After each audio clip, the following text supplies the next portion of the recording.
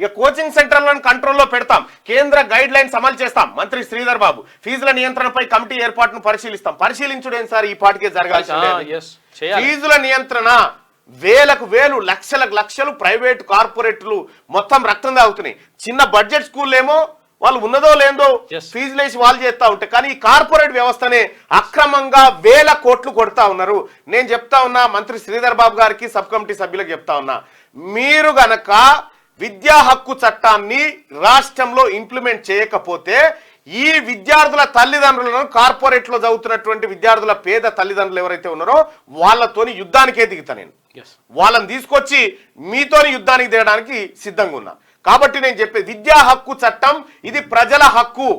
ఈ హక్కును 25% సీట్లు కార్పొరేట్ స్కూళ్ళల్లో పెడితే కార్పొరేట్ ఫ్రీ ఎడ్యుకేషన్ ఇప్పిస్తా అంటే ఎందుకు అమలు చేస్తలేరు? మనం ఎక్కడో కార్పొరేట్ తో లాలుచి పడుతున్నామని చెప్పి ప్రజలు అనుకుంటారు. కాబట్టి నేను చెప్పేది ఒకటే, ఈ విద్యా వ్యవస్థ ప్రక్షాళన కావాలంటే కార్పొరేట్ వ్యవస్థల్లో ఈ ఫీజుల నియంత్రణ పైన ఈ 1000% ఉండాలి. ఫీజుల నియంత్రణ కమిటీ ఏర్పాటును పరిశీలిస్తాం. ఈ కమిటీ ఇందులో నన్ను కమిటీ మెంబర్ చేయండి, నేను ఇంకేది అడగలేదు. ఇందులో ఫీజుల నియంత్రణలో కమిటీ మెంబర్ ఎట్లా కంట్రోల్ చేయాలో నేను చేపిస్తా.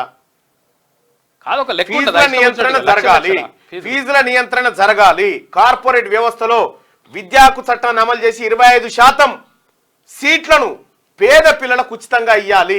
ఇది హక్కు ప్రజలారా, మన హక్కు, చట్టం చేసి మన హక్కు. మీకు కావాలంటే అది పంపిస్తా చూడు. Right to education act, right to education act లో క్లియర్ గా ఉంది, 9 లో ఉంది క్లియర్ గా.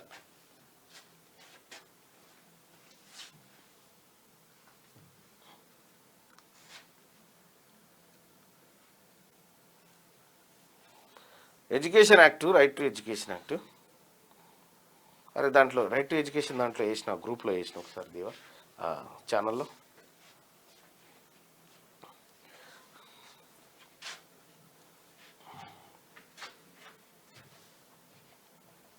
ఇగో ఓపెన్ చేయ ఉంది చూడన్న, పంపించిన చూడు.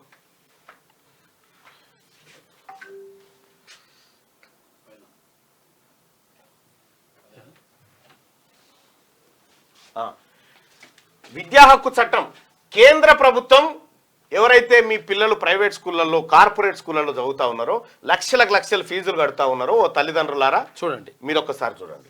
కేంద్ర ప్రభుత్వం 86వ రాజ్యాంగ సవరణ ద్వారా రాజ్యాంగంలో ఆర్టికల్ 21A, 45 మరియు 51 కేలను చేరుస్తూ దేశంలో 6 నుండి 14 సంవత్సరాల వయసు గల బాలబాలికలకు ఉచిత నిర్బంధ విద్యను అమలు చేయాలని రాష్ట్ర ప్రభుత్వాలకు నిర్దేశించింది.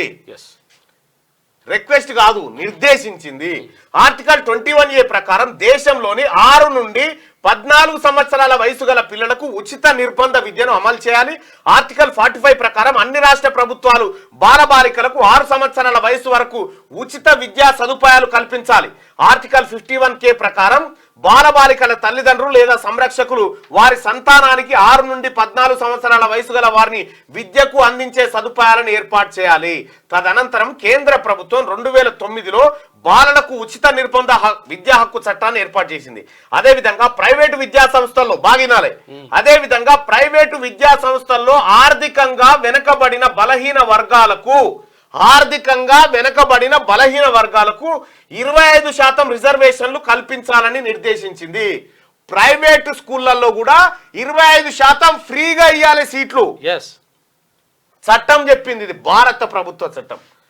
Society for unaided private school Rajasthan versus union of India వాళ్ళు ఏం చేసిరంటే ప్రైవేట్ స్కూల్లో కేసు వేసిరేడా సుప్రీంకోర్టులో. ఏమని ఈ తీర్పులో ఏం చెప్పింది కోర్టు అంటే, ఏమనేసిరంటే మేము ప్రైవేట్ స్కూళ్ళల్లో 25% ఇస్తే మేము నష్టపోతాము అని వాళ్ళు కేసు వేసారు. ఇక్కడ కోర్టు ఏం చెప్పిందంటే, తీర్పులో సుప్రీంకోర్టు ధర్మాసనం బాలబాలికల ఉచిత నిర్బంధ విద్యా హక్కు చట్టాన్ని ఆమోదించింది. విద్యా హక్కు చట్టాన్ని ఆమోదించింది, వీళ్ళని కాదు. ఆర్థికంగా వెనుకబడిన వర్గాల వారికి కల్పించిన 25% రిజర్వేషన్లకు ఆమోదం తెలిపింది. ఇందులో ఆర్టికల్ 31 ప్రకారం ఏర్పడిన మైనారిటీ విద్యా సంస్థలు ఉంటాయి. కొన్ని మైనారిటీ విద్యా సంస్థలకు మినహాయింపు ఇచ్చింది. కొన్ని మైనారిటీ విద్యా సంస్థల్లో 25% ఇయ్యకున్నా ఏం కాదని కొన్ని మినహాయింపు ఇచ్చింది. శ్రీ చైతన్య, నారాయణ, భాష్యము, మన్ను, మశనం అన్నిట్లలో ఇవ్వాలి 25%. 20% ఫ్రీగా ఇవ్వాలి. అదేవిధంగా 2005లో 93వ రాజ్యాంగ సవరణ ద్వారా ఆర్టికల్ 15(5) ను చేరుస్తూ సామాజికంగా మరియు విద్యాపరంగా వెనుకబడిన తరగతులు అంటే ఓబీసీ వారికి సామాజికంగా మరియు విద్యాపరంగా వెనుకబడిన తరగతుల వారికి అంటే ప్రభుత్వ ఓబీసీ వాళ్లకు బీసీ వాళ్లకు ప్రభుత్వ ప్రైవేటు విద్యా సంస్థలలో రిజర్వేషన్ల కల్పనకు కేంద్రం వెసులుబాటు కల్పించింది. దీనిపై సుప్రీంకోర్టు ధర్మాసనం 2008లో Ashok Kumar Thakur versus union of India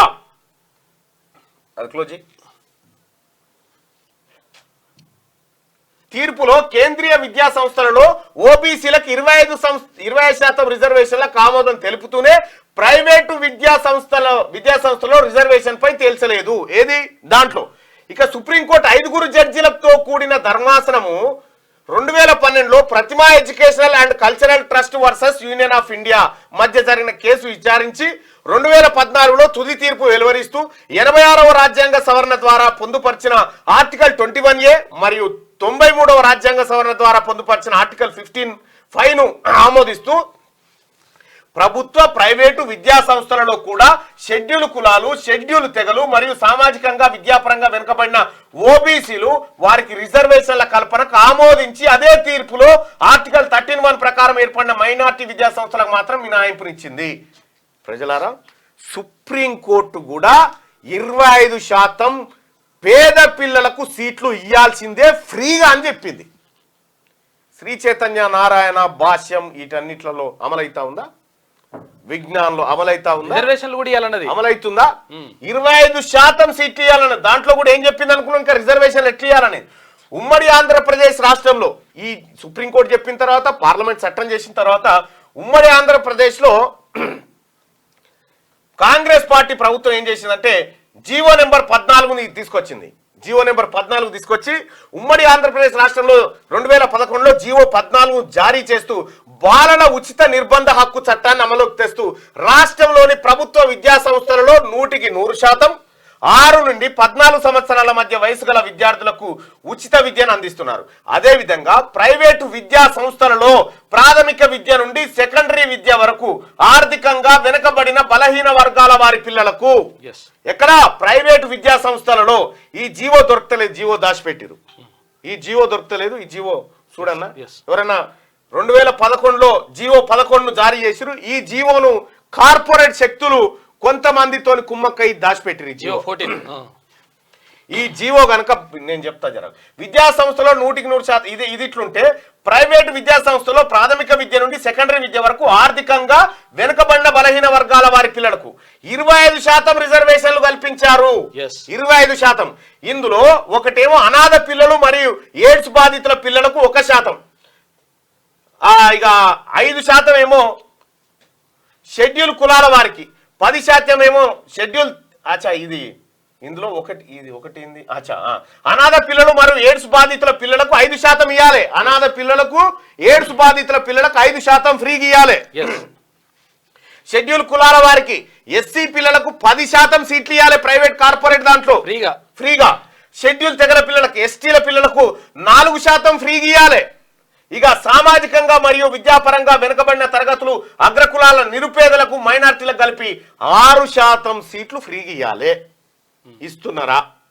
మీరు వాడి బొంగనే సార్ కొంచెం వీడికి వస్తారు నా దగ్గరికి చాలా మంది, సార్ గా శ్రీ చైతన్యకి చెప్పు సార్ కొద్దిగా ఫీజు తగ్గిమని, నారాయణకి చెప్తారంట. ఓ నారాయణ ఫ్రీగా వస్తుందిరా సీటు, నువ్వు పోయి అడగక నీకు తెలుస్తలేదంటే వాళ్ళు తీసుకుంటలేరు సార్, కడతలేరు సార్ అంటారు.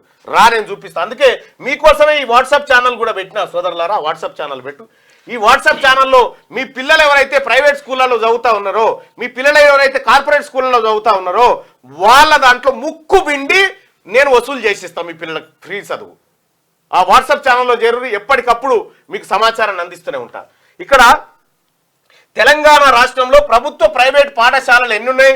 41,337 పాఠశాలలు ఉన్నాయి. ఇందులో ప్రభుత్వ పాఠశాలలు 70%, ప్రైవేట్ పాఠశాలలే 35% నడుస్తున్నాయి. వీటిలో విద్యార్థుల అడ్మిషన్లు ప్రభుత్వ పాఠశాలలతో పోలిస్తే ప్రైవేట్ పాఠశాలలో 52% అధికంగా ఉంది. ఆంధ్రప్రదేశ్ రాష్ట్రంలో మొత్తం ప్రభుత్వ ప్రైవేట్ పాఠశాలలు 62,063 నడుస్తున్నాయి. 2 రాష్ట్రాల్లో కూడా ప్రభుత్వ ప్రైవేట్ విద్యా సంస్థల్లో చదువుతున్న విద్యార్థుల సంఖ్య ఇంచుమించు సమానంగా ఉంటుంది. ప్రైవేట్ విద్యా సంస్థల్లో ఆర్థికంగా ప్రభుత్వం ఆర్థికంగా వెనుకబడిన వర్గాలకు ఇగో ప్రైవేటు విద్యా సంస్థల్లో ప్రభుత్వం ఆర్థికంగా వెనుకబడిన వర్గాలకు కల్పిస్తున్న 25% రిజర్వేషన్లు అమలు కావడం లేదని అనేక ఆరోపణలు ఉన్నవి. మీకు అవగాహన ఉంటేనే అమలు, మీకు అవగాహన లేదు. రిజర్వేషన్ల అమలు పర్యవేక్షణ సరైన అధికార యంత్రాంగం లేకపోవడం విచారకరం. నిరుపేద ప్రజలకు కూడా పై రిజర్వేషన్లపై సరైన అవగాహన లేదు. ఒకవైపు దినదినం ప్రభుత్వ పాఠశాలల తగ్గుతుంది, ప్రైవేట్ సంఖ్య పెరుగుతుంది. తల్లిదండ్రులారా, విద్యా హక్కు చట్టం ప్రకారం మీకు మీ పిల్లలకు 25% సీట్లు ఫ్రీ వస్తాయి. రారి నేను ఇప్పిస్తా రండి. ప్రభుత్వానికి కూడా చెప్తా ఉన్నా, మీరు క్యాబినెట్ సబ్ కమిటీలు వేసి ఈ అంశం తేలకుండా ఈ విద్యా హక్కు చట్టాన్ని అమలు చేయమని చెప్తా ఉన్నాం కదా. ఈ పేద పిల్లలకే కదా ఉన్న చట్టాన్ని అమలు చేయమంటున్నాం. నేను చెప్తా ఉన్నా సోదరులారా, ఎవరైతే మార్నింగ్ న్యూస్ చూస్తా ఉన్నారో, సీతక్క పుట్టినరోజు అని ఎవరో చెప్తాను, ఈ రోజు కాదులే కానీ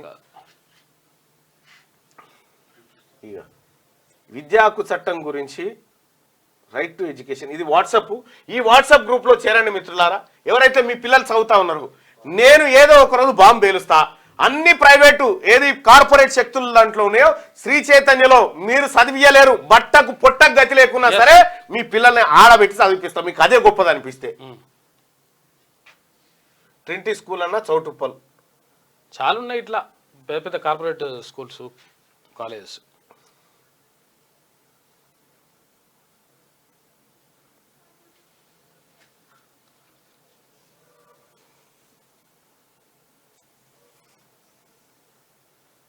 కాలేజీలు కాదు, నేను చెప్తుంది స్కూల్స్ చెప్తా ఉన్నా. స్కూల్స్ 14 సంవత్సరాల లోపు ఉన్నటువంటి పిల్లలకు సంబంధించి 6 నుంచి 14 సంవత్సరాల పిల్లలకి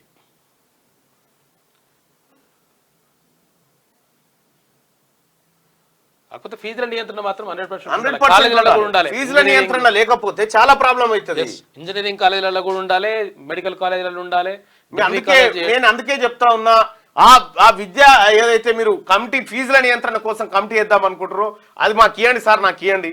నేను చెప్తా ఉన్నా, మా పేద పిల్లలు చదువుకుంటున్నారా, దాన్ని బాగు చేసుకోవాల్సిన బాధ్యత మాది ఉంది. అన్ని స్కూల్లో పని చేయొచ్చబ్బా. ఇగో నారాయణ, చందానగర్ ఏ స్కూళ్ళలో అడ్డగోలుగా దోసుకుంటా ఉన్నారో ఆల్ ఫోర్స్ అట. Birla open mind international school, Trinity, అన్నిట్లలో నేను చెప్తా ఉన్నా కదా, అన్నిట్లలో ఒక ఏది మైనారిటీ స్కూళ్ళల్లో కాకుండా అన్నిట్లలో, అన్ని ప్రైవేట్ కార్పొరేట్లలో మీ పిల్లలకు 25% ఫ్రీ ఎడ్యుకేషన్ వస్తుంది. ఇది హక్కు. ఇప్పుడు ఇదేంటంటే రాజకీయ నాయకులు, రాజకీయ పార్టీలు ఆ పెద్ద పెద్ద స్కూళ్ళతోని కొల్లుడైపోయి పైసలు తీసుకొని ఈ జీవో దొరకలేదు. 2011లో తీసిన జీవో నెంబర్ 14 దొరకలేదు ఇప్పటికీ. అది ఎక్కడుందో జర మెల్లగా తీయాలి. ఇగో ఇంత మంచి చట్టం ఉంటే దీన్ని మనం ఇంప్లిమెంట్ చేసుకోకపోతే ఇంకా ఏం చేస్తాం మనం? దీన్ని ఖచ్చితంగా ఇంప్లిమెంట్ చేయాల్సిందే. కోచింగ్ సెంటర్లను కంట్రోల్లో పెడతామని చెప్తా ఉన్నారు. కోచింగ్ సెంటర్లను కంట్రోల్ పెట్టుడు కాదు, ఇంకోటి కాదు. మీరు ఆ కమిటీలో నాకు ప్లేస్ ఇవ్వండి. విద్యా హక్కు చట్టానికి ఏది ఫీజుల నియంత్రణపై కమిటీ ఏర్పాటును పరిశీలిస్తామన్నారు. అందులో నాకు ప్లేస్ ఇవ్వండి. మేడిగడ్డపై ఎన్డీఎస్సీ నివేదిక తెప్పించండి, వానాకాలంలో అవసరమైన టెస్టులు చేయించండి అని చెప్పేసి మంత్రి ఉత్తమ్ కుమార్ రెడ్డి అంటుండు. ఆ వివరాలు ఎన్డీఎస్సీకి ఇవ్వండి. సమ్మక్క సాగర్ ప్రాజెక్టుపై ఛత్తీస్గఢ్లో ఒప్పందం చేసుకోవాలి. ఇక ఇరిగేషన్ ఆఫీసర్లతో మంత్రి ఉత్తమ్ సమీక్ష నిర్వహించిండు. రైట్. ఇప్పుడు ప్రైవేట్ స్కూళ్లలో చదివిపిస్తే ప్రైవేట్ స్కూళ్ళలో పుణ్యాన్ని కాదు, కేంద్ర ప్రభుత్వం నిధులు ఇస్తుంది. వీళ్ళ పిల్లల ఫీజుల కోసం కేంద్ర ప్రభుత్వం నిధులు ఇస్తుంది, మ్యాచింగ్ గ్రాంట్. ఆ పైసల్ని మనం ఈ ప్రైవేట్ స్కూళ్ళకి ఇవ్వచ్చు. ఈ చిన్న బడ్జెట్ స్కూల్ ఏవైతే ఉన్నాయో మీకేం ఇబ్బంది కాదు, కేంద్ర ప్రభుత్వం పైసలు ఇచ్చేటి అవి. దీని వల్ల విద్యా హక్కు చట్టం అమలు చేస్తే ఎక్కువ నష్టపోయేది శ్రీ చైతన్య నారాయణలే. క్యూ న్యూస్ ఛానల్లో పనిచేయటకు అనుభవం గల సీనియర్ డిజిటల్ మార్కెటింగ్ వారు కావాలను సంప్రదించవలసిన నెంబర్ 8688926084. qnewsads@gmail.com ను సంప్రదించండి. లైక్ చేయండి,